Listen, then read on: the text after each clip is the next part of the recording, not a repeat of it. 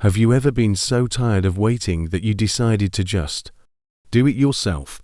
Maybe you were waiting for something important. A birthday, a trip, a promise someone made. And the waiting felt like forever, so you thought, I'll just make this happen on my own. And then, everything went sideways.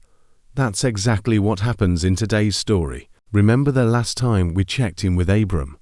God had made him a massive promise. Look at the stars, God said. That's how many descendants you're going to have. And Abram believed God. God counted it as righteousness. It was a beautiful moment. But here's the thing. Time passed, years passed, and nothing happened.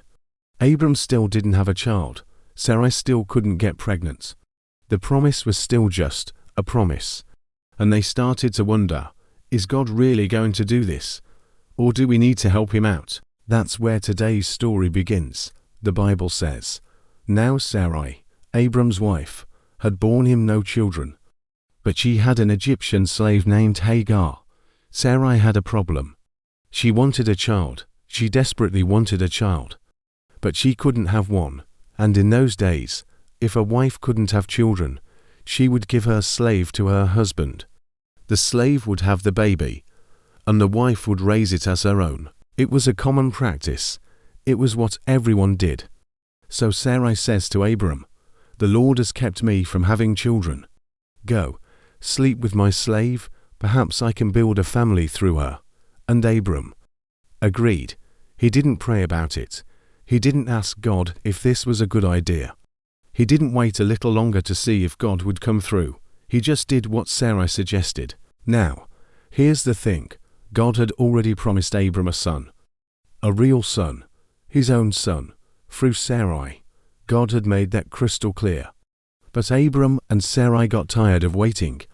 So they decided to take matters into their own hands. Have you ever done that?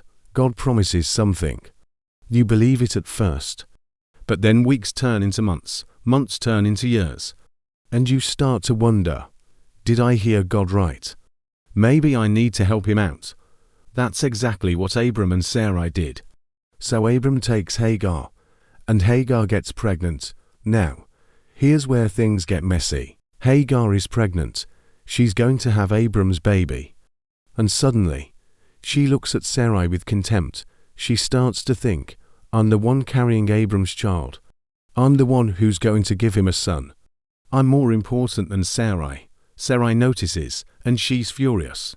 She goes to Abram and says, this is all your fault. I gave you my slave, and now she thinks she's better than me. May the Lord judge between you and me. Okay, let's pause right there. Sarai was the one who came up with this plan. She was the one who told Abram to take Hagar. But now that it's backfiring, she's blaming Abram. Sound familiar? Sometimes we make bad decisions, and when things go wrong, we want to blame someone else. Anyone else? Abram's response, he says, your slave is in your hands. Do with her whatever you think best. He basically washes his hands of the whole situation. He doesn't protect Hagar. He doesn't try to fix the problem. He just hands her back to Sarai. So Sarai treats Hagar so badly that Hagar runs away. Hagar, a pregnant woman, alone, in the wilderness. She's hurt, she's scared, she's confused. She has no idea where to go or what to do. But here's the most beautiful part of this whole story. God sees her. The Bible says, the angel of the Lord found Hagar near a spring in the desert. Did you catch that? God found her. She was in the middle of nowhere. She had run away from her problems. She was all alone, but God found her. The angel says, Hagar, slave of Sarai, where have you come from, and where are you going?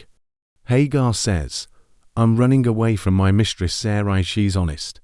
She doesn't make up a story. She just tells the truth. And then the angel gives her a message. Go back to your mistress and submit to her. Go back. That's the last thing Hagar wants to hear. She ran away because Sarai was mean to her. Now God is telling her to go back. That doesn't seem fair, but wait, the angel isn't done. I will increase your descendants so much that they will be too numerous to count. You are now pregnant, and you will give birth to a son. You shall name him Ishmael, for the Lord has heard of your misery. Ishmael. That name means God hears. Do you see what God is doing? He's telling Hagar, I see you. I hear you. I know what you're going through. And I haven't forgotten you. Hagar was a slave. She was Egyptian. She wasn't part of Abram's family. She had no rights. She was invisible to everyone around her. But God saw her. God heard her. And in that moment, Hagar does something incredible. She gives God a name. She says, You are the God who sees me. She calls him El-Roi, the God who sees. She says, I have now seen the one who sees me. Think about that. A slave, a runaway, a nobody, and she's the one who gives God a name. She's the one who recognizes that God sees the invisible people. That's huge. So Hagar goes back. She submits to Sarai. She has the baby. And Abram names him Ishmael, which means God hears. Abram was 86 years old when Ishmael was born. Now, here's the thing. Ishmael wasn't the child of promise. God's plan was still to give Abram a son through Sarai, but God still blessed Ishmael. God still heard Hagar's cry. God still saw her pain. And the name Ishmael would forever be a reminder that God hears the cries of the hurting. So what can we learn from this story? Let me give you a few things. First, taking matters into your own hands usually makes things worse. Abram and Sarai got tired of waiting, so they came up with their own plan. And that plan led to jealousy, mistreatment, and a broken family.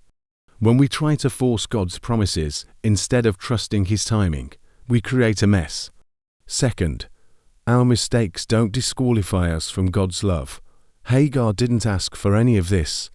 She was caught in the middle of Abram and Sarai's bad decision. She was mistreated. She ran away. But God still found her. God still blessed her. God still had a plan for her and her son. Third, God sees the invisible people. Hagar was a slave. She was nobody in the eyes of the world. But God saw her. God heard her. And God gave her a promise. That's the kind of God we serve. He sees the people that everyone else overlooks. Fourth, our names matter. Ishmael means God hears. Every time Hagar said her son's name, she was reminded that God heard her cry. Every time Ishmael heard his name, he was reminded that God had a plan for his life. What does your name remind you of? What does it say about who God is? And here's the most beautiful part. This story points to Jesus.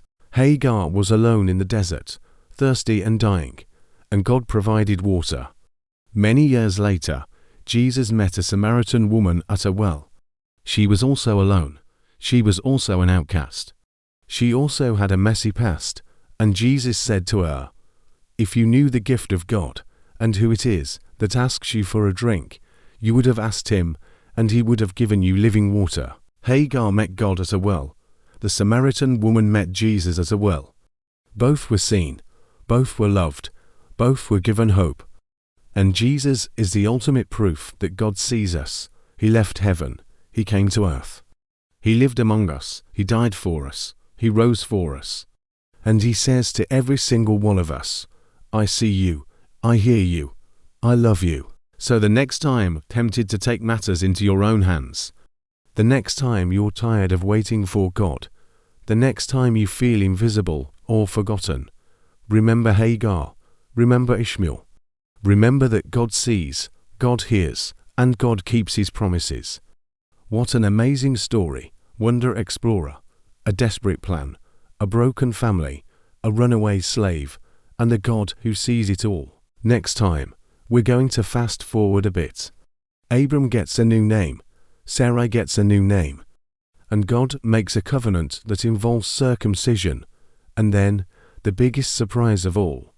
3 visitors show up at Abram's tent with news that will make him laugh. You do not want to miss it. So here's my ask. If you've made it this far, you're loving these stories, don't miss the next one. Ask your parents to help you hit that subscribe button right now. Tap the bell too. That way, every new story comes straight to you. Let's keep walking through the Bible together, from Hagar's well all the way to the cross. Here's the verse that sums up this whole story. She gave this name to the Lord who spoke to her. You are the God who sees me. Genesis chapter 16, verse 13. And here's the good news for us. The Lord is near to all who call on Him. To all who call on Him in truth. Psalm 145, verse 18. See you next time, Wonder Explorer.